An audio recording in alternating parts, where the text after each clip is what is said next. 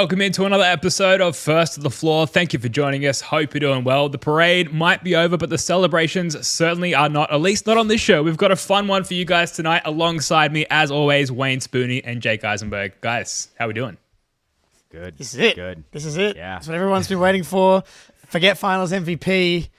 Forget regular season Grammys, MVP. the Oscars, like they don't hold a candle. Let's do Absolutely. it, man. Most exciting I show like of this the year. one.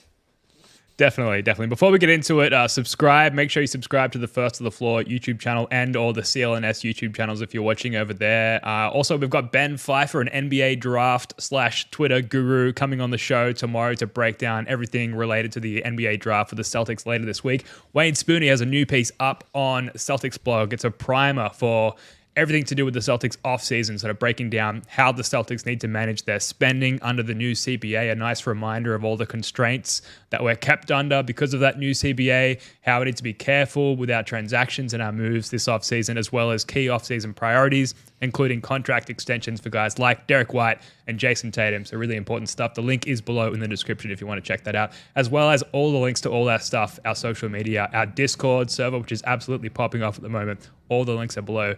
Please check it out. Now, before we get to these prestigious awards, O'Shea Brissett, we've got to get to this very Huge quickly. news. Some news today. Declined his player option, and as it stands right now, may very well not be returning to the Boston Celtics next season. Spooney, what do you think the deal with this is? Is it possible that we're just looking to renegotiate his terms, or is he currently just out shopping for the best deal around the league? We really can't do any renegotiating. We don't have any bird rights with him, so we can only offer him a veteran minimum, and that's what he was on already. I think what O'Shea is probably looking for is playing time. I bet he thought he was going to beat Sam Hauser for that backup wing role, and he did not. So he's going to look for a decent team where he can play some, or maybe somebody taps the taxpayer MLE and gives it to him. I highly doubt that's going to happen. So That would be wild. Yeah, if he can't find a team where he's got a clear path to playing time, though, I expect he'll be back on another veteran minimum, probably a 1+1 like he had with the player option last year. Yeah, look, this is hopefully he's gonna get the he's hoping he gets the J Celtics boost. Right, yeah. Another satisfied customer of playing with the Jays. It's a very long list of guys that have gone on to get contracts around the NBA. Some larger ones, Grant Williams most notably recently, but he obviously didn't play that much this year. He probably just wants playing time. I get it. He's got his ring now. I know Ben's very upset. This is tough. The vlog, yeah, the vlog. Look, I'm Brissy TV. It's an asset. Yeah. It's an asset. He knows this. His agent knows this. The league knows this. They're shopping it around. You sign this player, you get great offensive rebounding, tenacity, and hustle off the bench. You get a great charismatic guy off your bench with bench celebrations, and you get free coverage, free documenting of your team's season on the great YouTube channel that is Brissy TV. So I'm hopeful that we can get him back. He has an unsuccessful shopping trip around the league. This is obviously a very selfish take. I hope, for his personal sake that he gets the best money available, but I'm going to miss Brissy TV. So prayers up for me in that, I guess. All right, let's move on. Now, the Larry O'Brien Trophy, the Bill Russell Finals MVP. These are great, but none are even close to the prestige or the reputation of the First to the Floor End of Series Awards, which we're looking for a much better name for at the moment. If you've got any thoughts in the chat, the Ben please Vallis let us know. End of Series Awards. There you go. That's a step up. That's a step up. And tonight we've got a double whammy. We're about to give out the End of Series Awards for the NBA Finals, then later the full 2024 Postseason Awards, and we'll wrap up by going through the entire playoff rotation to determine each player's best moment / game / whatever of the postseason. So lots to get to. Let's not waste any time. Let's start with the finals. We'll skip the MVP award because we already have our finals MVP in Jaylen Brown. Jake looks a little taken aback by that. No. Any takes? I have some takes. Firstly, we do need to rename the award from the Jordan Crawford MVP to the Jaylen Brown MVP. Okay. Yeah. I think we're here. Jaylen Brown has earned that right after winning finals MVP. Okay, but sure. I really think Jayson Tatum's got an argument for the Jaylen Brown MVP award. Mm-hmm. And the numbers, Jaylen Brown is just in the perfect spot as far as role expectations. And I've been using the Steph Curry KD comparison on the Warriors. KD won Finals MVP. He is just perfect for that role. Way overqualified for that role. Similar to Jaylen Brown. Where Jaylen Brown is, I legit think he could be a number one on some teams now. How fucking good he's become. But like his job is like a lot easier than Jayson Tatum's. Steph Curry is the reason the Warriors are the Warriors.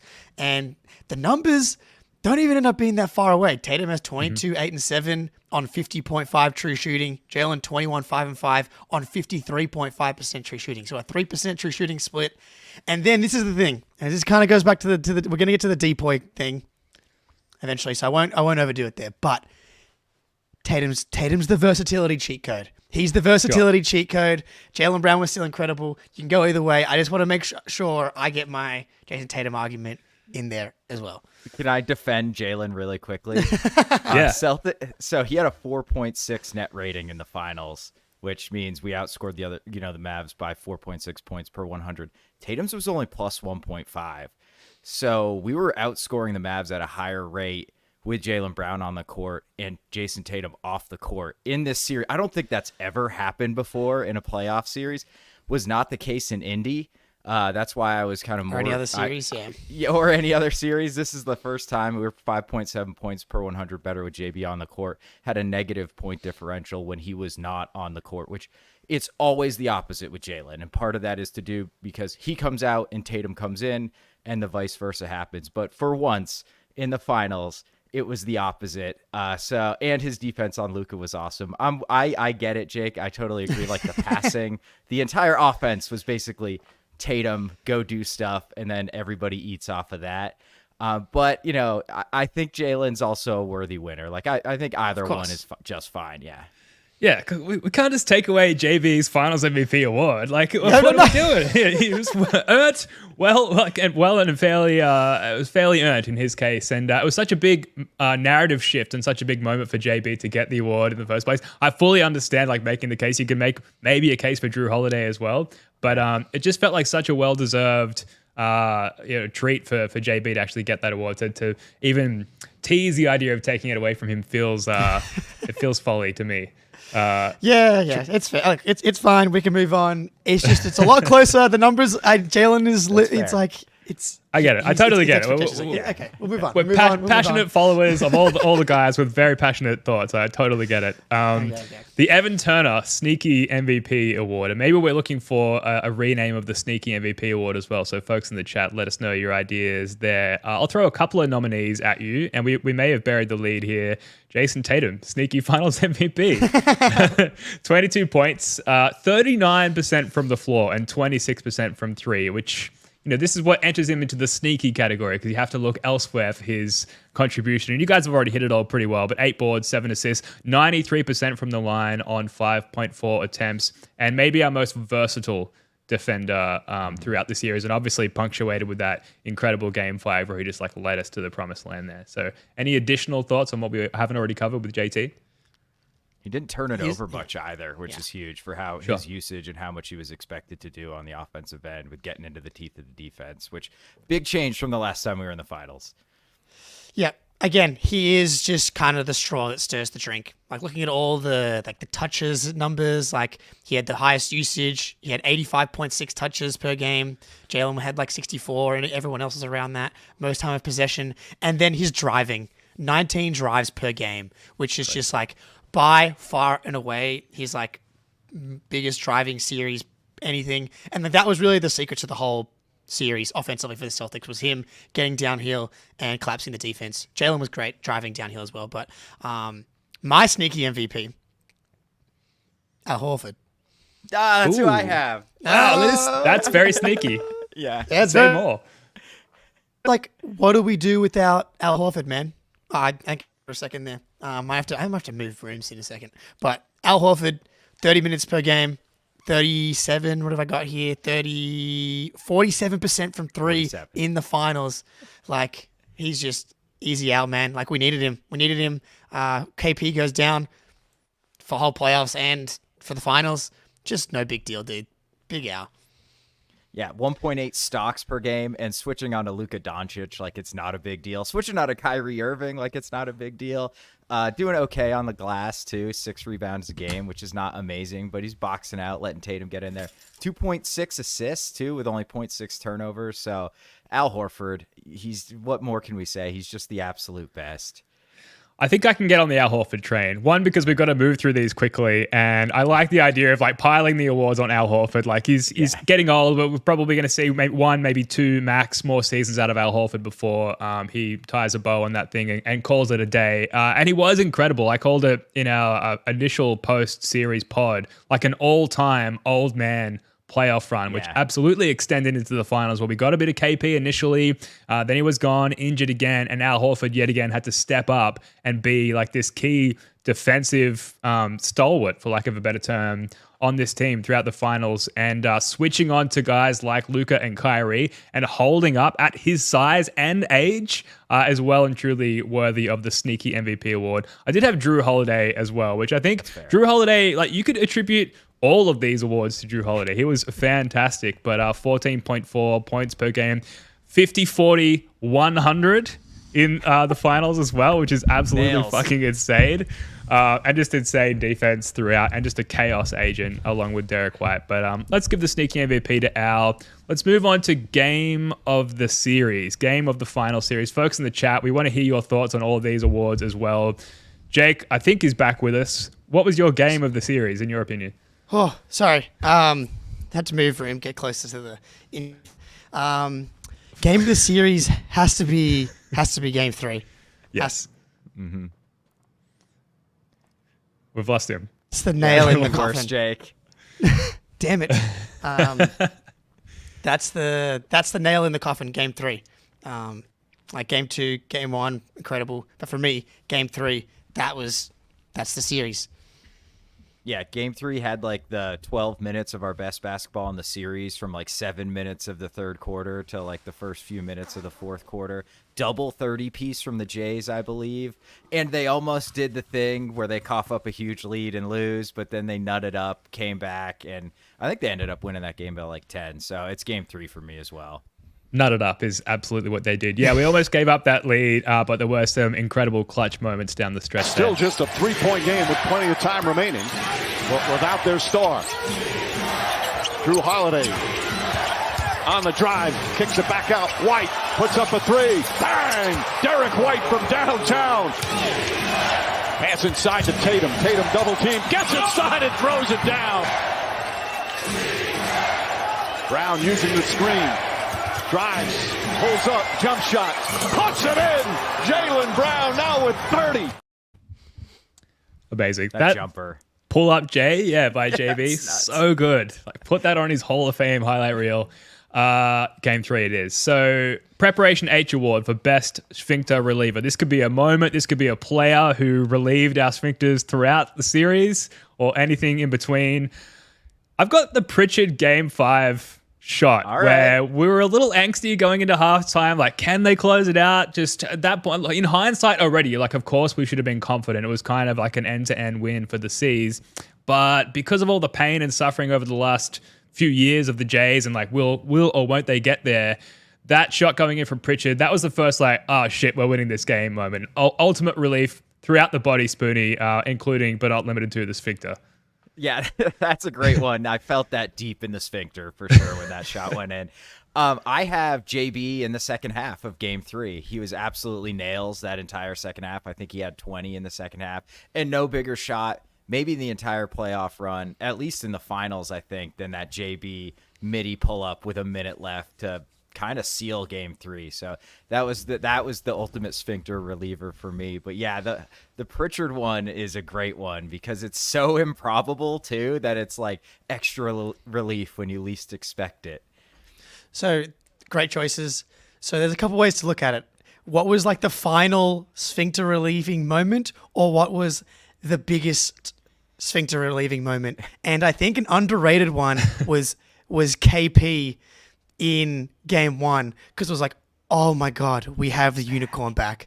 And like, yes, obviously the sphincters clenched again when we lost the Latvian Moses back to the injury report. But in game 1, where he's just bombing from 3, blocking Kyrie, it was like, oh, this is going to be the easiest series of our lives if we have this version of KP. And so that was like the moment where I actually felt the most relief in the Sphincter, but not the last Sphincter relieving experience for the series. Right. Yeah, I had that as well. I also had the challenge with 2.5 minutes to go in game 5, where like after we won that challenge, Kid benches the starters. And that was maybe the first massive wave of euphoria and relief. Like, oh my gosh, they've actually done it. Like, he's waving the white flag. We've won the challenge. Kyrie's over at the bench, dapping up everyone, taking a little me moment. Just one final put the spotlight on me, please moment for Kyrie before he walks off into the sunset for good, at least within the scope of this series. Massive relief in that one. So, I guess I could swing to the KP side of things in terms of giving this award to somebody. That was, when he came in and had that stint off the bench and had his like 18 points in the first half, you were like, okay, I could see how there's a pathway to victory here, which seems ridiculous in hindsight given how decisively we won the series. But at that time, that was close up until that point of the game, and Luka and Kyrie were cooking early in game 1. KP comes in and it's like, here's the ace up our sleeve. Here's that trump card. Here's the maximal relief to the Sphincter. Depoy, couple of nominees here. Jaylen Brown matched up with Luka for 32 total minutes, 154.4 partial possessions. In that time, he held Luka to 21 total points, 9 assists, and 5 turnovers, and limited Luka to just 3 free throw attempts in those possessions that he was defending Luka. And you consider how Luka cooks, how Luka gets his work done. That's pretty impressive. So Jaylen Brown definitely up there. The Derrick White blocks, 2 massive blocks, one on Derek Lively, the chase down block on PJ Washington as well. More defensive moments than like defensive stretches throughout a series, but definitely Depoy worthy. Jrue Holiday's overall D, and we mentioned before Al Horford switching onto smalls, onto wings and guards and holding up defensively as well. So Spoonie, who's your Depoy of this series? It's Jaylen Brown for me. He had Luka in handcuffs. He had Luka in hell all series. Luka wanted no part of him. And the cherry on top was in game 5. It's like, if Luka stays, I stay. And it's like, you knew he was just completely locked in. He did just about the best I've ever seen anyone guard Luka one-on-one. I mean, Luka's so smart and crafty that he's going to get his sometimes, but he did not want Jaylen Brown on him to the point where he started switching Jayson Tatum onto him. That's how good Jaylen Brown's defense was. So I think for me, it's JB, even if he was kind of one note on the defensive end. He doesn't do as much as some of the other guys, but the thing he did was so important. It effectively won us the series. Yeah. God damn it! My Jaylen Brown You're going hater. Tatum. Is this what I'm doing? I mean, look, it's so hard to go past Jaylen because like your eyes are just like, oh my God, look at what Jaylen Brown is doing in game 1. He's rejecting Derrick Jones at the rim. Like he had like the loudest defensive performance, I'd probably say, of the finals. But Tatum, for me, is the guy, and this is how I will frame it. This is, if you're watching on YouTube, you can see it, but if you're listening, I have like the alley-oop leaders in the whole playoffs. Derek Lively and Daniel Gafford at the top of the entire playoffs with 25 and 22 alley-oops made each. And the next to Derrick Jones Jr. at 12. And then it drops off a cliff is Rudy Gobert at 6. And so you look at the finals, Derek Lively, 2 field goals from alley-oops. Wow. Daniel Gafford, 1 alley-oop. So like the entire superpower, everything that made the Mavericks kind of like offense what it is and what it was completely neutralized by Jayson Tatum's ability to guard big men. He did it, Bam Adebayo, Mobley, Turner, but didn't do it as much as he did in the finals. And his ability to do that, you can't have one without the other. That's the thing though. It's like Jaylen Brown's ability to do what he was doing unlocks the rest of the defense, but Tatum's ability to do that and control the defensive glass throughout the entire playoffs, but again in the finals, like there was one game where Lively got loose for offensive rebounds, and that was game 3, and that was like a team-wide problem. But for the rest, Tatum, man, he played 1 through 5 on both ends, but specifically defensively, man, like he had an incredible stop on Luka in game 3. Like Luka got him a bunch, but he had an isolation possession where he forced like Luka to have a terrible front rim late in the game. I got to go to Jayson Tatum just for like the structural integrity, the overall impact defensively, just by the sheer capability to do what he's able to do. Yeah, that's a really compelling case. And like we're over here praising Jaylen Brown for, taking away, what Luka does so well. But part of that is like throwing the lobs to his bigs there. And if that's what Jayson Tatum is taking away as well, then that's a really holistic team approach to defending Luka Doncic. And you could attribute Depoy to either of these guys. Spoonie, I'm kind of on the fence here after Jake's incredible case for Tatum. Have you got a decider for us? Yeah, 2 comments, though. The fact, look, this is how incredible this team's defense is. We didn't even really mention Jrue Holiday, who completely locked up Kyrie Irving for like 3.5 games. So, and was amazing otherwise, too, and helped defense as well. But Jaylen got the MVP. Let's give Tatum the DPOY. Okay, I'm fine with that. Simple as that. I was trying to choose between the two of them. They were my 1A, 1B for DPOY. So I'm totally fine with giving it to Tatum. I just want to say, like, I almost feel bad doing these awards because, like, I don't like choosing with this team because the superpower of this team is that it's really hard to delineate who deserves, like, credit here, like, across the board. Jrue Holiday, like, everyone is so integral to what makes this team so fucking special. But this is fun. So I just want to say that for the Celtics that are listening right now, that we love you all equally, but this is just for fun and everyone can share these awards. Yes, yeah. And to the Celtics that are listening, please retweet this podcast episode as well. That would be great. Peyton, we know you're out there. Yeah. Speaking of, Best Off the Bench award. There's a lot of people that this could go to as well. We had throughout the finals, especially because you can incorporate KP into this award. We had a lot of good contributions off the bench. For example, Peyton Pritchard, whose box score stats throughout the series don't jump off the page, but had some beautiful punctuated moments. 2 half-court heaves in the NBA Finals. Amazing. Sam Hauser is who I want to attribute it to.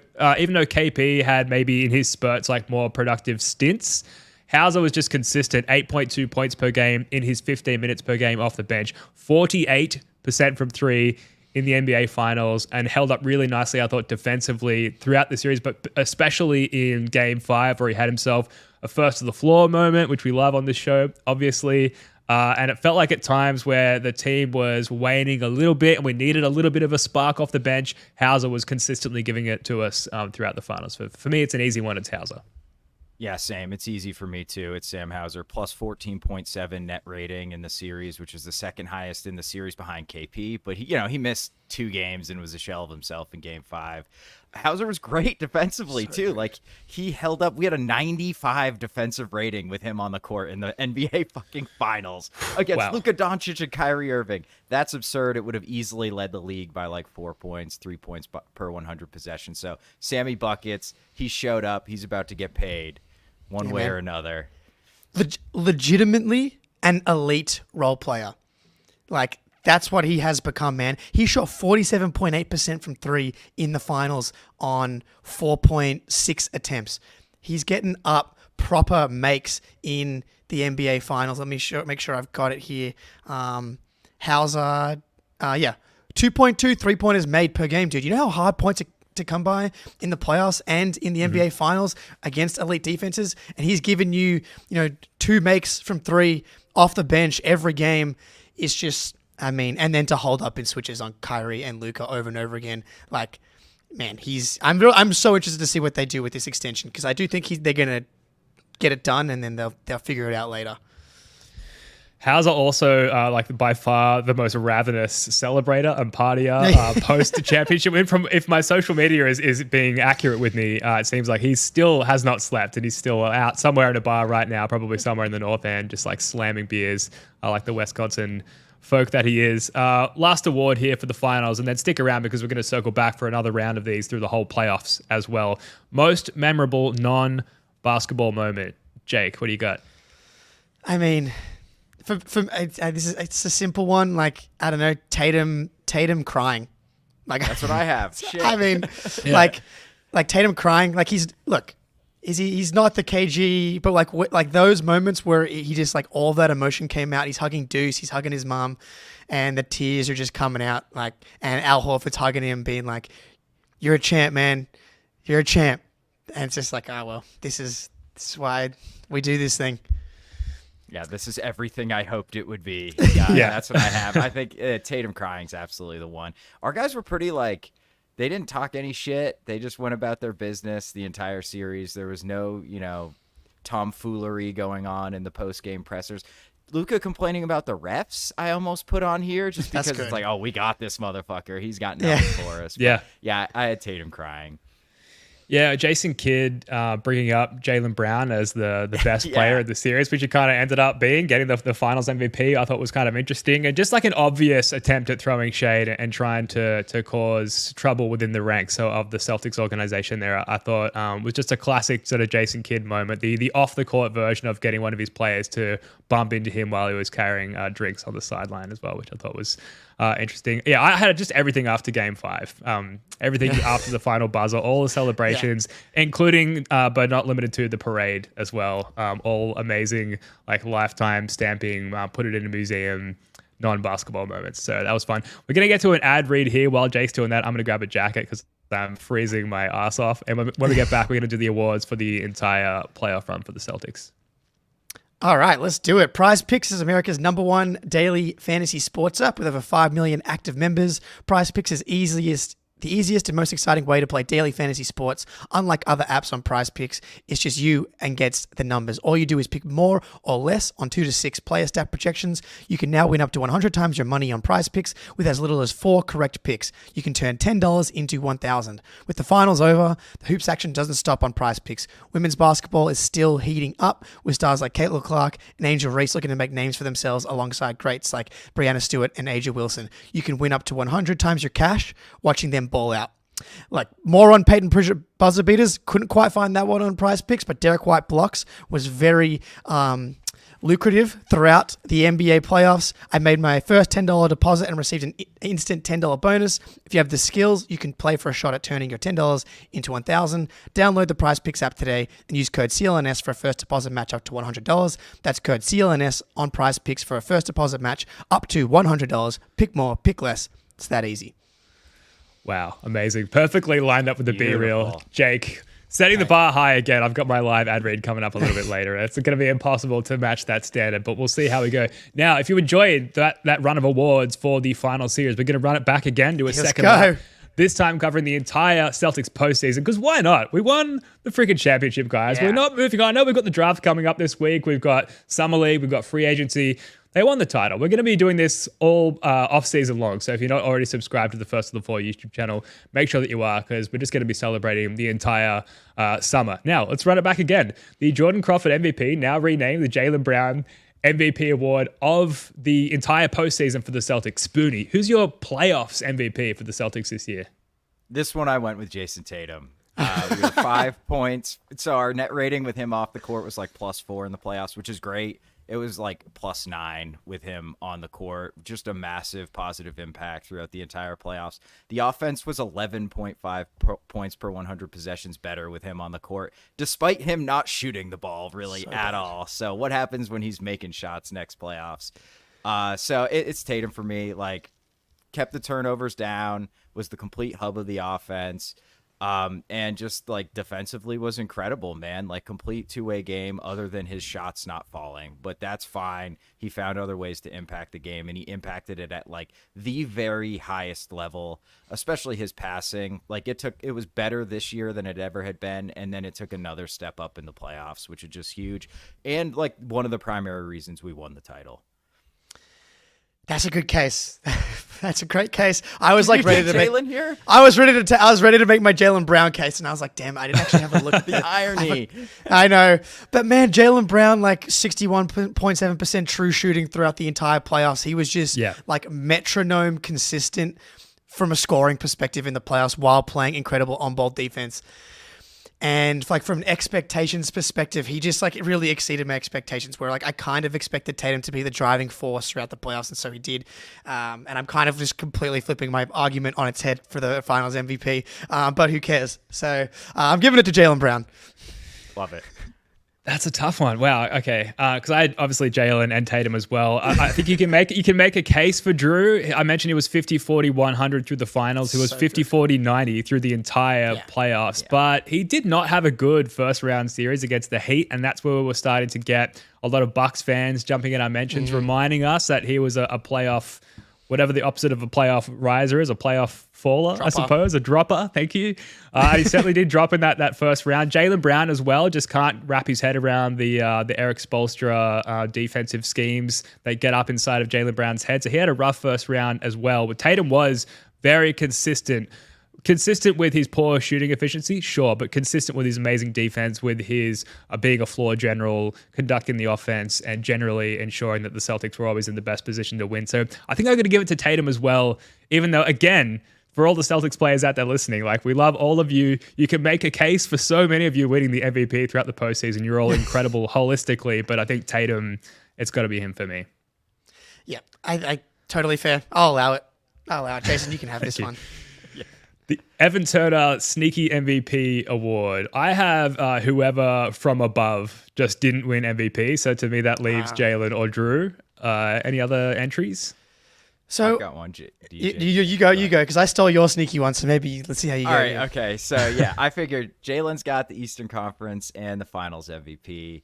Tatum's got the sneaky and our playoff MVP. It's got to be Jrue Holiday for me. 50, 40, 90. Who gives a shit about round one? We were always winning that series. Yeah. If he's going to drop, that's Never the time to drop. Yeah, that's when you want to suck Jrue Holiday. He was just biding his time. Absolutely nails at the line all series, all playoffs long. Hit some big ones in the fourth quarter. Hit some massive corner threes and got to the rim quite a bit. And his mind meld with Tatum in game 5 on the short roll, basically won that game, which was the closeout game for the finals. And just we took his defense for granted, really. Yeah. He was fucking awesome defensively for most of the playoffs. And he had a lot of tough covers throughout the playoffs. Donovan Mitchell, Tyrese Halliburton, Andrew Nembhard, the best player in the East. And of course, Kyrie Irving, and he was up to the task with everybody just about. Again, to Jrue Holiday, who's listening to this podcast, this is not personal. I love you. I think you're absolutely deserving of the sneaky MVP award, but I don't think you're sneaky enough. That's where I'm going. That's my angle here. Because you could have made a case for Jrue Holiday to be MVP of Eastern Conference or Finals. Derrick White is my sneaky MVP for a variety of reasons, but Shane Young, one of the more Celtic-centric propagandists from the national media perspective throughout the season, he put this stat and graphic together. I've got up on the screen here. In NBA history, players that shot at least 40% from 3 on 8 attempts per game on any playoff run that's 15 or more games, Steph Curry, Klay Thompson, Steph Curry, Derrick White. That's the list. That's the list. His 3-point shooting has become insane, dude. 8.5 attempts per game. And going back to the Mex, he was making 3.4 threes per game. And the amount of times he bailed the Celtics out, how many, I've been calling him, he's just the best shooter on non-traditional 3-point attempts ever. Late shot clock, fading in the back of the corner over the backboard. How many times did Derrick White bail you out of a possession? He was so huge in so many moments on super high volume from 3. So valuable. And then all the other, defensive playmaking that he provides as well. He's my sneaky MVP of the playoffs. I'm totally buying that case, and the more I think about it, he had a 4.5 to 1 assist to turnover ratio. Let's go. 4 assists a game. Wow. Yeah, man. He didn't turn it over. He buried threes. He also shot over 90% from the line, which is we did not miss free throws in the playoffs, which is a beautiful thing. And Derek was a big part of that. Over 2 stocks a game too throughout an entire playoff run from a fucking guard, which is pretty nuts. And he had more blocks than he had steals, which has that ever happened with a friggin' under 6'5" guard? Probably not. So I'm buying. I will change my vote to Derrick White. Let's go. Jrue was too good to get sneaky MVP. Yeah, I can't make a better argument than that for anyone or anything ever. That's a very, very thorough argument. So Derrick White, congratulations. You are the sneaky MVP of the playoffs for the Celtics this year. Well done. The game of the postseason. I have one game in mind. Anything jump out for you guys? I got game 3 against the Pacers. The comeback, the 18-point comeback. You're so important. Can we get out of the series as quick as possible? You want to get Al Horford more rest. That was the gutsiest W of the playoffs to that point, pretty easily. You could have, just packed it in. We're up 2-0. we'll just get the split and come back to Boston. But man, 18-point comeback and like the clutch time performance was not just like Indiana completely falling apart, TJ McConnell hitting corner threes, Nembhard just going like in his bag. And then you got a couple of just like, iconic moments, the Tatum behind the back, the Jrue Holiday steal on Nembhard. That game I thought in particular was just awesome. So that's my pick. Mm-hmm. I had game 1 against Indy for basically the exact same reason. Like, we were fucking dead. And then all of a sudden, Jaylen Brown forces that weird Siakam inability to catch and then hits the corner 3, go to OT, and then Tatum just completely takes over. Like, big nut up game where it's like, all of a sudden you're down 1-0. Like, that's going to be a series all of a sudden. Like, that's going 6 games probably if you lose that game 1. So for me, it's Indy. Probably the whole Indy series is like the best game of the playoffs. Yeah, absolutely. I had game 1 as well, just the one overtime game, I believe, of the playoffs for the Celtics. And that sequence, Jaylen Brown forcing the turnover and then nailing that like heavily contested corner 3 is just incredible. It's hard to look past that. But we talked about game 3 of the finals as well in the previous segment. That's got to be up there. Also, we had someone in the chat saying game 1 of the finals and just the exhilaration of KP coming in, no idea what to expect, and he comes in and just dominates. Like, I guess the real takeaway is that there's so many amazing games from this series, and I've already started doing the rewatch. I selected the Game 3 NBA Finals vintage last night. It's a terrific vintage, best enjoyed with friends. Absolutely delicious. Chef's kiss. There's just so many good ones to choose from. So, but let's go with Game 1. I think we had 2 of us choosing that of game of the postseason. But again, many awesome choices to take away from that. The Preparation H award for the best sphincter reliever of the postseason. I've got Derrick White for his timely threes throughout the entire playoffs. It just felt like whenever we needed a bucket, whenever we needed a steal, obviously we had lots of contributions there, but Derrick White is the name and the face that comes to mind for the most part, who just had really timely winning plays. And even in game 5 of the finals, I felt like Derrick White had some really timely threes as well. So maybe it's recency bias there, but it just felt like from a sphincter relief perspective, Derrick White was applying the soothing ointment more than anybody else in this one. Look, go ahead, Spinny. No. Okay, I was going to say, Derrick White had a tub of Preparation H. Just making sure everybody was nice and smooth down there. I just have like clutch defensive plays. Like, how many like late game blocks, late game steal? We did it to Indy like 15 times. Like Jaylen Brown with a big block, Jrue Holiday with a big steal, Derrick White on the chase down on PJ Washington. It just felt like every time we absolutely desperately needed a stop, they got it. And it wasn't just like forced to miss shot. It was like, I'm swatting your shit off the backboard and going the other way. Or like, you think you have a breakaway. No, you don't. Or like Andrew Nembhard gets swallowed up by Jrue Holiday. And it's like, those are the plays I feel like we didn't always get in previous years. And it's like, they never didn't get them this year. So just like clutch, awesome defensive plays.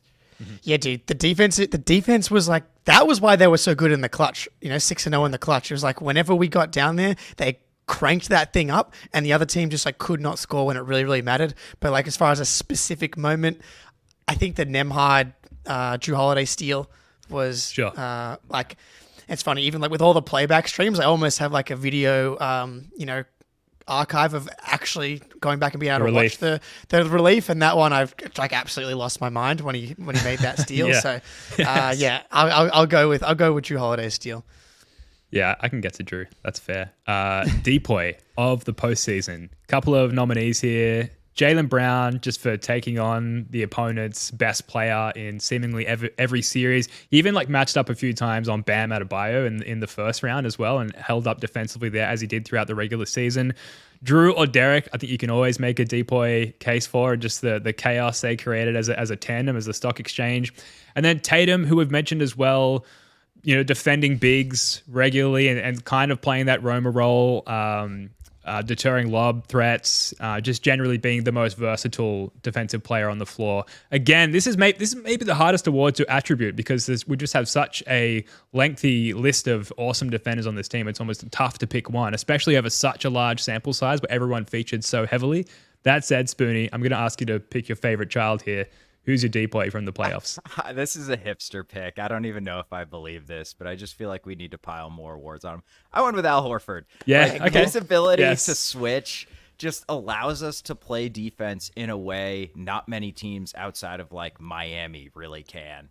And he cannot be beaten on switch. Like once in a while, you'll get him on a step back, but he doesn't really get beaten to the rim ever. And the man is 38 fucking years old. Like Al was great defensively in the playoffs. Not a ton of loud plays, not like, massive blocks or anything like that, but just always in the right place, always in the right spot, executing the system perfectly every time.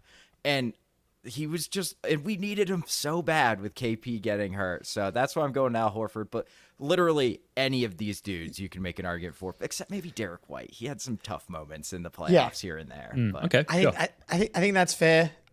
And the defensive awards are the hardest ones to hand out individually for this team, because like you'd need all of it together to make it the incredible unit that it is. Like Tatum's ability to guard the big guys, Al Horford's ability to be an ageless wonder is so important, dude. Like what if he shouldn't be able to play 30 minutes a night for the entire playoffs, dude? Like that was more minutes per game that Kristaps played in the regular season. Like that he went up from 24, 25 minutes a game up to 30 minutes per game in the playoffs, which is not part of the plan. So his ability to do that, and only he had 1.5 fouls per game. Like he was able to stay on the court. Like, the Donovan Mitchell game 3 was the Celtics won that game. Donovan Mitchell starts the game 7 for 10 on pull-up threes, and everyone's like freaking out. When we're like, should we change anything? Should we change anything? And Spoonie was like, I remember being like, nope, stick with it. It's going to even out. Even if it doesn't, it won't continue the next game.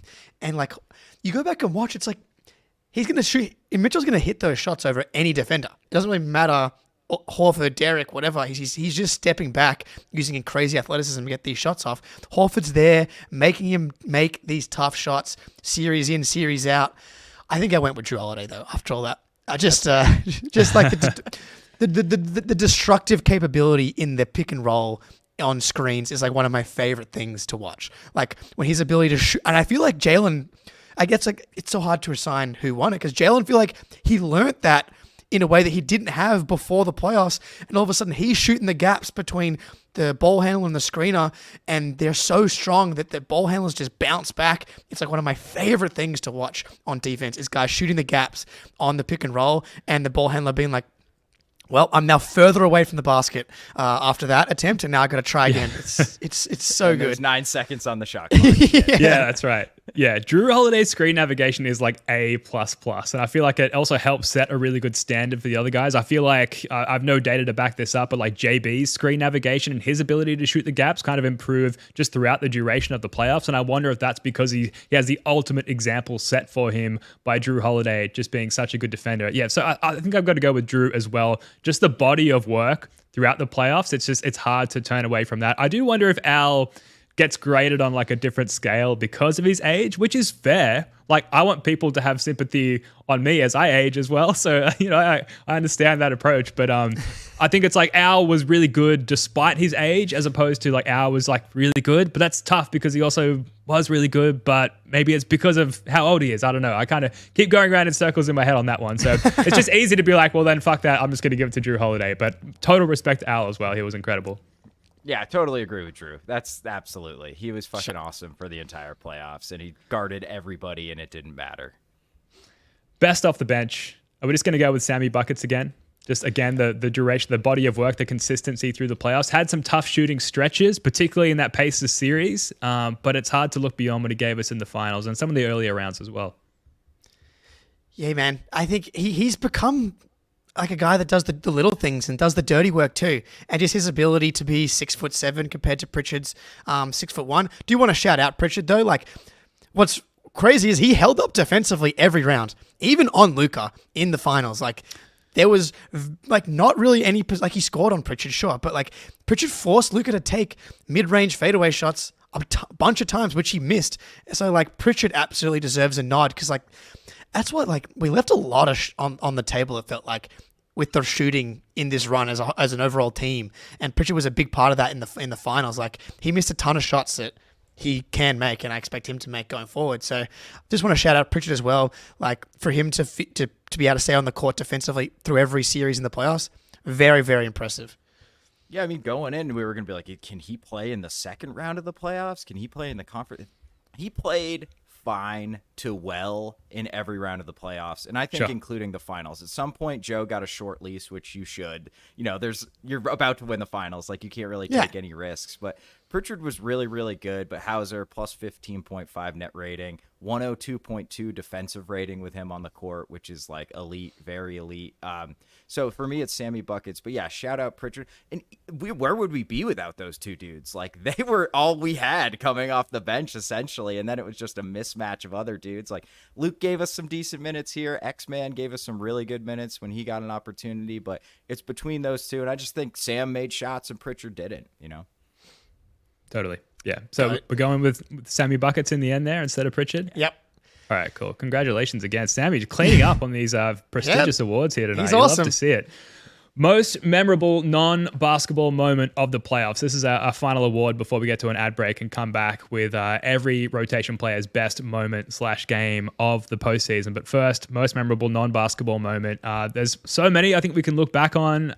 This was maybe the tougher one to research because it's just like it's not captured anywhere. There's no box score for awesome off the court moments. But Jake, any thoughts on this one?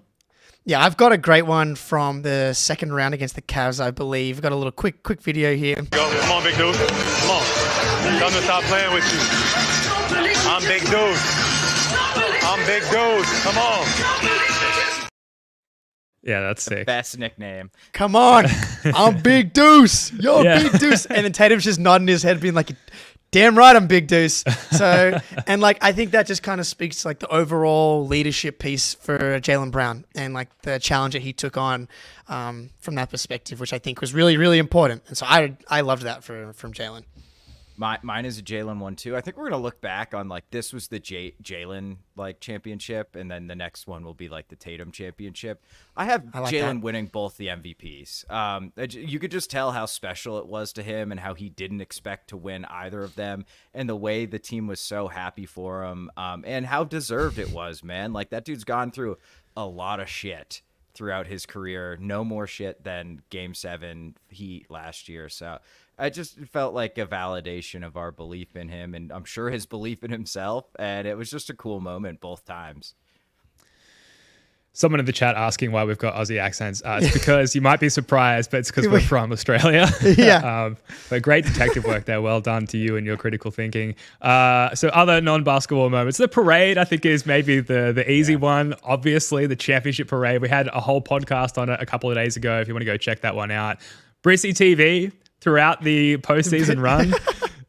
So how could you say no to that? It's incredible. We've got a inside the locker room player documenting everything going on throughout the postseason, and all just the shit talk from Brissy as well. Like, we'll come back and we'll talk about this after the series, and then it just cuts back to his face on the next Brissy TV. Big smile on his face, knowing that he's just silenced all the haters from that particular fan base. And we got multiple iterations of that throughout the postseason. So that was great. And somewhat related, Heat fans, just the Schadenfreude. Again, we did a whole Schadenfreude segment on the last episode. Just the Heat tears, the salty Floridian Miami tears. So good, so tasty. I just want to put them in my morning smoothie and go for a jog. And then I'll say the playback as well. Like, we were in the playback room, the Celtics blog playback room, the link for which is in the description below. That is just the most fun thing between the community there with the chat that join us for all those games and hosting those games with you guys and having people from the Celtics blog, Cinematic Universe in there with us as well. That is just, especially for international fans, I think, and people, even yourself, Spoonie, you're obviously not in Boston, to be able to get together and gather and watch games like that in sort of a community-based forum is just so much fun. So I had to make sure we listed that as well. But we've got some great ones in the chat. Yeah, great ones from the chat. The Derrick White loses his tooth and then hits a 3 and goes to the Celtics bench. Fuck the tooth, dude. And that's just like the most badass thing that Derrick White's ever going to do. Tatum saying what they're going to do now. But this is a great one from Jamie D in the chat. The Gorman farewell in round 1. Like, that actually might just go straight to the top, I think, for me. Like, and then the fact that they capped it off with the title, like, just makes, again, we didn't lose the Gorman farewell to the Chamber of Secrets. We got the Gorman farewell in the championship season. It's so amazing. Like, man, when he like turned to the camera and said like good night, I was just like, come on, man. I got chills. Yes. Oh my God. It's so good. It's so good. Absolutely. Yeah, and a couple of other mentions in the chat. Sam Hauser, shotgunning beers. Basically everything that Joe Mazzulla said into a microphone during the post game. It's just endless memorable moments. For the last 9 months, everything that man has said. Yeah, absolutely. Now, a quick ad read, and then we're going to come back, and it's going to be a clip show. Lots of highlights and replays of some of the best moments throughout the postseason. But first, a word from Game Time. First to the Floor is brought to you by Game Time. If I were lucky enough to be in Boston right now, I would be filling the void left by the end of the NBA season by getting into the Red Sox and the MLB. Game Time is an authorized ticket marketplace of Major League Baseball, which makes getting tickets faster and easier. Prices on the Game Time app actually go down the closer it gets to the first pitch. With killer last-minute deals, all-in prices, views from your seat, and their lowest price guarantee, Game Time takes the guesswork out of buying MLB tickets. Actually, the Red Sox are playing the Dodgers in Los Angeles on the 19th of July. That's only a 14-hour flight from me in Sydney, Australia. Actually, I might get on a plane. Talk about, there I go again. We should get ourselves on that Sydney to LA flight, Jake, ASAP, and take advantage of all the great Game Time features such as last-minute tickets, flash deals, and zone deals. Easy to find and buy MLB tickets or for every kind of event in our area. You can preview views from all the seats in the venue, plus lowest price guarantee, event cancellation protection, job loss protection, and more. So take the guesswork out of buying MLB tickets with Game Time. Download the Game Time app, create an account, and use code CLNS for $20 off your first purchase. Terms apply. Again, create an account and redeem code CLNS for $20 off your first purchase. Download Game Time today. Last minute tickets, lowest price, guaranteed. There we go. Almost a perfect ad read. So the best moments from the entire playoffs for every rotation player. We'll start with Jayson Tatum. Spoonie, what comes to mind? Again, this is going to be a tough one. Maybe it's an easy one because there's so much to choose from. I don't know, but what do you think was the best game, the best moment or whatever from Jayson Tatum? Full disclosure, this is the part I did not have time to prepare for, so I'm just slinging from the hip, baby. Let's go. Maybe pass, the corner behind the filthy pass to Al Horford in the corner, that comes to mind against Indy. That's probably what I would go with. I think it's a pretty clear two-horse race for this particular award for Tatum. The pass to Indy and that game in general was incredible, but also the closeout game. That was the most important game of everyone's lives, and Tatum had 31, 8, and 11 and was like the driving force behind that W. So that's, I think, the game for me, but as far as like a single play, this one. Almost his entire place on its feet. Tatum drives, goes inside, behind the back, Horford, corner three, puts it in! Al Horford from downtown. All season, they know who they are and how they win. Great rim read and extraordinary. Dude, they're down 5 with 1 minute to go still, and they won that game. It's awesome. It's also the hubris of the behind the back pass as well in that moment, getting a little fancy with it, a little juicy with it under those circumstances. Sorry, Spoonie, I'll cut you off. No, all good. I was just going to say it's kind of a microcosm of his playoff run as a whole, right? Like his biggest play of the playoffs is a pass. And you can't really say that about the rest of his career before that moment. So it's just kind of a beautiful moment. What a freaking pass, dude. It was incredible. Yeah, totally. So good. Game 1 of the playoffs against the Heat, he had a 23-10-10 triple-double, kind of set the tone for that series from the Celtics perspective. That was also the game that Caleb Martin undercut Jayson Tatum on that late rebound. And if you remember, JT just like got up and walked away and just totally diffused the situation. And again, in terms of setting the tone, just like setting that message to the entire team, like we're not letting the Heat get up in our business for this series. It's all business for us. We're just going to pick them apart strategically and surgically, and that's what they did throughout the series. So that was a great moment from Tatum as well. But yeah, I had the behind the back pass to Al in Game 3. Jaylen Brown, there's a couple of nominations here. Game 2 of the NBA Finals had a 38-8 game. Game 3 against Cleveland, 28 points on 13 of 17 from the floor. Crazy efficient. That was one of the Jaylen Brown games. Another Jaylen Brown game. Game 2 in Boston against Indiana, a 40-point game. And then the Eastern Conference Finals, Game 1, forces a turnover and hits this crazy shot over Pascal Siakam in the corner. Tatum trying to get free. Throwing in the corner. Brown fakes, fires up the three. Bang! Bang! Jaylen Brown knocks down the three to tie the game. Timeout, Indiana. Anything that can hurt you. We already talked like the direction that the Ridiculous. series could have gone in if that shot didn't go down, not to mention the plays before and after leading up to that moment. But that's got to be the moment of the playoffs for Jaylen Brown among so many good ones. That's a ridiculous shot, dude. What a freaking shot, man. Like, you just you have to have it. And yes, he forced the turnover right before that as well. I have another nomination as well, though, like Game 3 against the Mavericks. Like, 2 specific moments I've got here. Still just a 3-point game with plenty of time remaining, but without their star. Wrong one. That's not bad. They had to take, I don't know, countless dribbles. Jaylen Brown with the flush. Brown using the screen. Drives, pulls up, jump shot, puts it in. Jaylen Brown now with 30.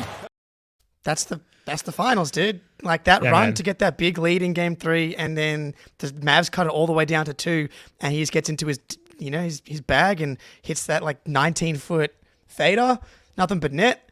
He got so many bangs from Mike Breen, I feel like, in this playoffs. He did. Breen was banging him. For me, it's that whole second half in Game 3. Like, just iced the series. He was incredible. Just the biggest moment, the biggest stage, and he just is ice cold in the good way, like Trae Young way, not like he can't make a shot way. So I got to go with that. But that Indy Game 1 shot is just, it's insane. I can't believe he made it, even watching it back. Yeah, I know. But like, isn't that fucking crazy? Like, I'm with you guys on that. It should be that sequence in Game 3. That was incredible on the biggest stage, the finals, and so clutch on the road. That's like all-timer shit. And the fact that there's something better that we can choose from on top of that conference finals corner game-tying shot under duress is just amazing and a testament to Jaylen's incredible postseason run. Jrue Holiday, 26 points on 11 of 14 shooting and 11 rebounds in Game 1 of the finals. He was like definitely the MVP of that game. I think from like a highlight narrative talk show perspective, overshadowed by the KP insertion in that game and his production off the bench. But Jrue was absolutely like the captain at the helm in that one. He was really efficient throughout the entire postseason. I talked about it. It was 50, 40, 90, but he had a 28, 7, and 8 Game 1 in the Eastern Conference Finals. And then, of course, this incredible moment on Andrew Nembhard in Game 3 in Indiana. Rick Carlisle says go. Nembhard drives into the paint, knocked away, it's stolen by Holiday. Siakam trying to get him, and he fouled him with 1.1 remaining. Rick Carlisle thought there was a foul. He's upset. There did appear some contact. Even just like staying on his feet to recover and catch up with Nembhard there is insane. And like the backhanded reach-inness of the steal too. Amazing. He's so good, dude. He's so good. Yeah. He also knocked down the free throws after that too. Sure. Which was almost a big deal because Nesmith almost buried that shot. So, yeah, for me, it's like basically his whole Indy series or his whole Eastern Conference Finals and Finals. But the steal's the biggest one for me. And just he was just incredible all series. And that moment with the steal on Nembhard to win Game 3, which, again, basically ends the series. You can't really get much bigger than that. Another low-key one, Game 2, 15, 10 assists on 6 for 7, 3 for 4 from 3. Just like 86% from the fucking field. Like what a player, dude. I know. This might be the most fun I've had since the winning of the championship because I feel like we're walking through our vineyard, just like pointing out the different vintages we have available. Yeah. Yes, the Jrue 15 and 10 from the middle of the playoffs, quite a delicious drop. Derrick White, best moments of the playoffs. There's a couple here in no particular order. The dunk parade in Miami. I want to say it was Game 3 or Game 4 where he got one dunk on Bam Adebayo, and I think it might have been the 38-point game that he had. It was. Where it was 8 for 15 from 3 as well. And then, of course, the Game 5 block on Lively at the rim in the finals and the Game 2 chase down block on PJ Washington. Just some insanely good moments. Here's that block right now. Game 2 of the NBA Finals. Celtics looking to take a 2-0 lead. Tatum shut off by Doncic. Tries again. Tatum to the rim. Shot blocked. Derrick Jones with the rejection. Here's Irving. Washington drives. Blocked by White. Oh, what a block from Derrick White.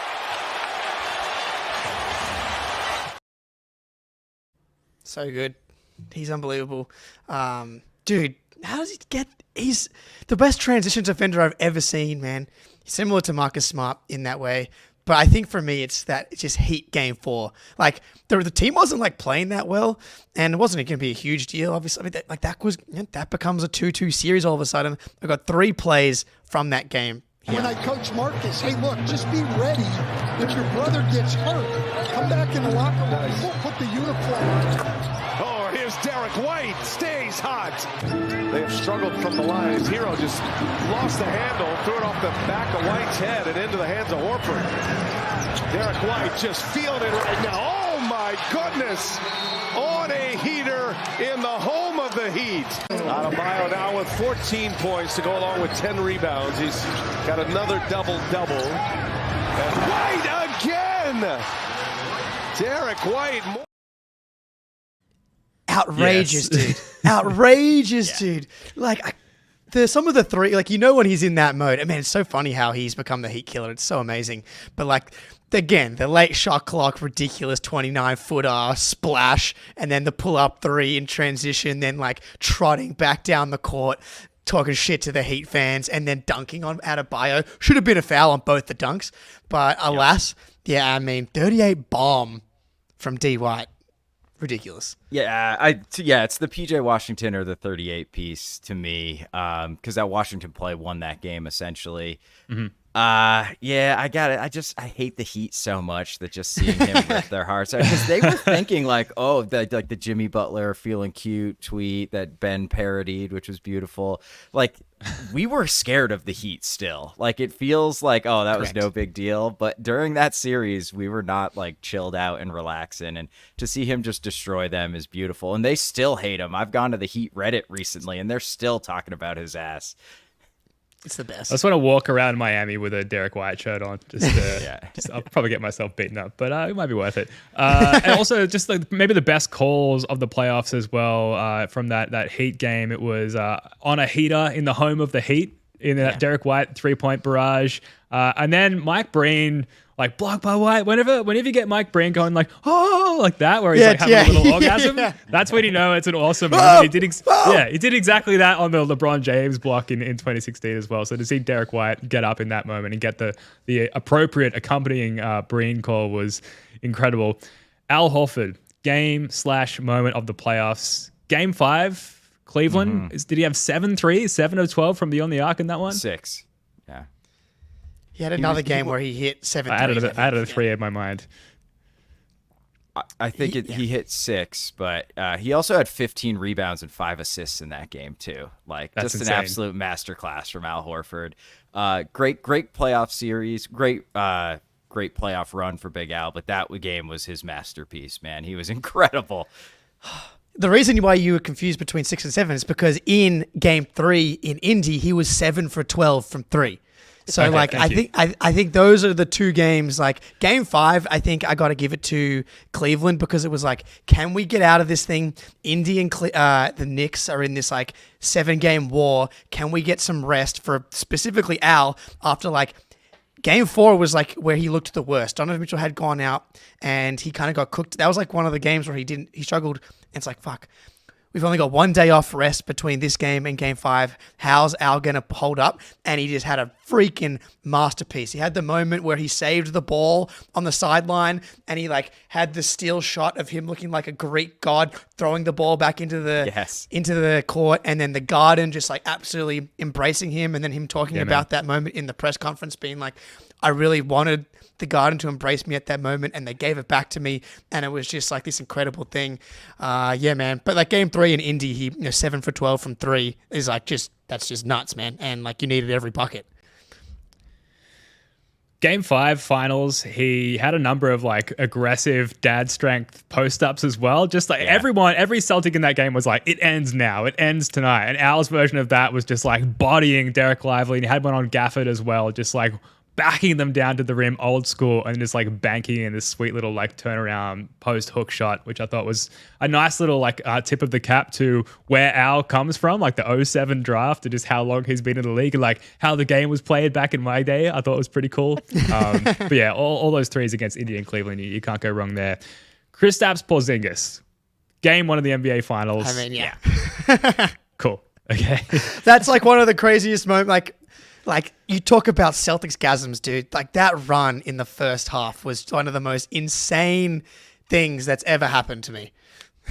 Yeah, dude. And like the first post up mismatch, he got fouled, and then the next one, he just silked the jumper over somebody's face, and I'm like, oh, I forgot how he's cheating on offense. Yeah. I completely forgot he's unguardable. Hell yeah, he's back. Yeah, he was that game. I mean, and like the Garden, just like the way that when he came back in like game one before that game, when like we get the video of him like coming out and it's like The entrance. WWE and everyone's he loves it, dude. Like I mean, all season long, but especially in this series, like him playing with the crowd in that way was incredible. Oh yeah, the block on Josh Green in transition, like that is ridiculous. Peyton Pritchard. 4 seconds to go. Missed free throw. Horford the rebound. Here's Pritchard. He loves these. Puts it up half court to the buzzer. Bang! Pritchard at the buzzer with a three-pointer. He's done it again. He's done it again. We did it. And then Tatum comes over, like jumps on him and like double fist punches him in the chest, and it's just the Pritchard celebration. You know, just this is what I do. This is what I do. Oh man! And Ben, you posted an awesome like clip on our Instagram of Pritchard buzzer beaters in the playoffs, of which there's many, which is crazy in itself. Yeah, absolutely. Check out our IG. The link's in the description below. Spoonie, is this going to go down as like an all-time finals moment? Like think about in future iterations of the finals, they're making like their promo materials like, oh, the NBA finals coming up in 12 days time, because that's how big of a gap we leave between all the prior basketball. Yeah, and then they run some all-time finals moments. Is that Pritchard half-court shot like in that montage? I want to say yes. The only things working against it is like other fans probably were thinking like, oh, the Celtics are winning this game, whether he makes that shot or not. To us, it's like, oh, thank God. You Sphincter know? relief. But, yeah, but like 28 other fans or teams fans are probably just like, oh, wow, now they have 3 more points. Like, no big deal. Yeah. But it's fucking crazy making half-court shots in the finals. So yes, it's going to be on the highlight package from here till the end of time. Hell yeah. Yeah, dude. I mean, yeah, it was an 18-point lead versus a 21-point lead, so like to the average person. But look, dude, that just took like everything right out of them. You know, for that to happen again, it's just like, how can you not feel like it's not your night and not your series and not your year when then that happens to you? Totally. Sam Hauser. What do you guys got? Yeah. Sam Hauser, best moment, best game of the playoffs. I got it right here. It's game 1 in the finals. And he was a huge part of this Kristaps Porzingis explosion. I got 19 seconds of glory for everybody right here. Oh, hell yeah. Irving blocked by Porzingis. He's doing it all. Holiday, Hauser, three-pointer. Consistently will be guarded by a smaller player. If he gets size and position, he can take advantage. Dude. Sammy buckets. I remember in the moment, like KP had that block and then Jrue found him because he hadn't been making shots in the previous series. And like that was the first shot he made in the finals, was like a fading contested corner 3 off the back of the Kristaps block to get the 17-point lead. Yeah. He was like, oh my God, this is just ectoplasm everywhere, dude. And then the no dip 3 in the corner again off a Jrue Holiday assist, pushing in transition, like just huge, man. That was just a huge moment and like very important, very crucial that he like got on track for the rest of the series. Yeah, shout out to his game 3 too. 9 points on 3 of 4 from 3. Led the team in plus 16. So very timely Sammy buckets. But he also had a run, I think it was game 1 against the Heat, very similar to that run in game 1 against the Mavs, where he just like the second he stepped foot on the floor, he was just burying threes, and it just like deflates teams.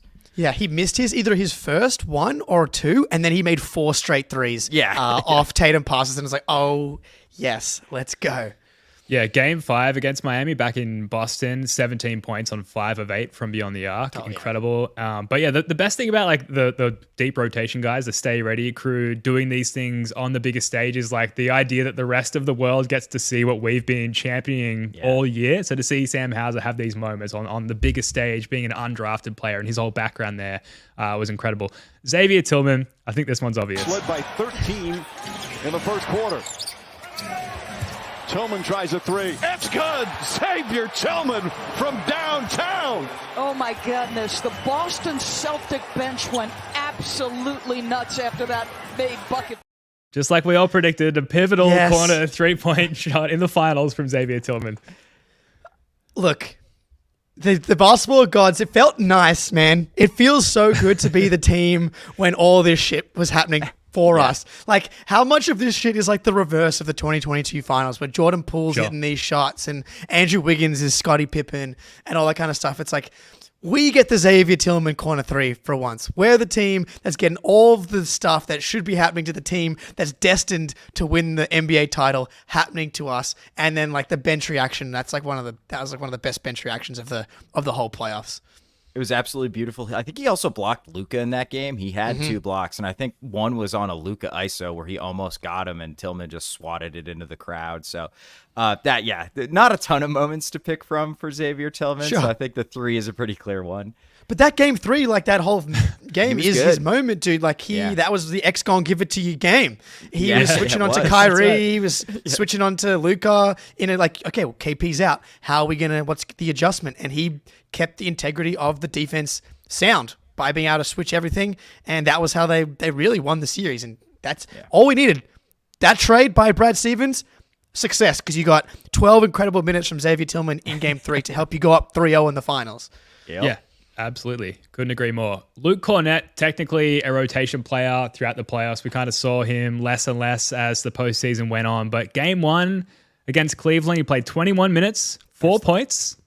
Not that much, pretty modest, but 10 boards, 6 offensive rebounds, 2 blocks, and finished I think a tied game high plus 12 in that one. So it's hard to sort of think back that far now, given how like grueling, I think as a stressed out fan, the postseason was. But he had some pretty productive minutes, especially in those first 2 series.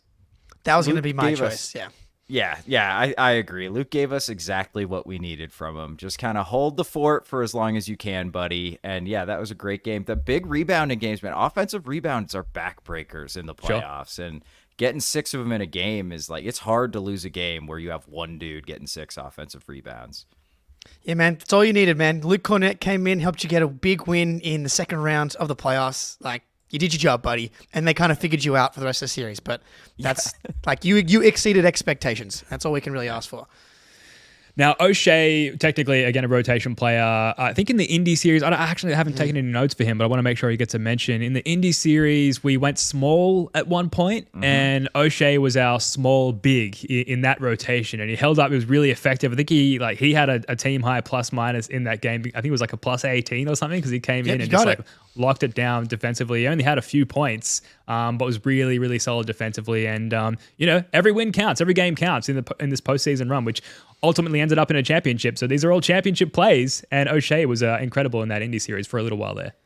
You'll be remembered, O'Shea. Yeah, you'll be remembered, dude. Game 2 against Indy, you came in, and then they kind of figured out the small lineup. But again, if you're getting one game where that player can help you get a win in the playoffs from your 9th or 10th man, that's a huge, huge win. So you got a ring, Brissy, and you earned it, brother.